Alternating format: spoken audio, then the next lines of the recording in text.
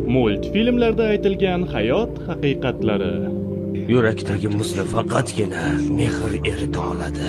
Hamma narsani yomon tomonlarini ko'raversangiz, yaxshi tomonlarini unutib qo'yasiz. Agar faqat bilgan narsalaringga ishonsang, kamolatga erisha olmaysan. Oyijonim, bir yomonlik ortidan albatta yaxshilik keladi deganlar. Odamlarga hech qachon hech narsa yetarli bo'lmaydi. Sen kabi qishloqdan kelgan kichik bir quyoncha o'zining xom hayollari og'ushida barcha jonivorlar birdamlikda do'stona hayot tarzini o'tkazuvchi hayvonlar shahriga keldim deb o'ylaydi. Ammo afsuski u yanglishadi. Do'stlik ham yo'q. Orzularing bu yerda hech kimga qizig'i yo'q.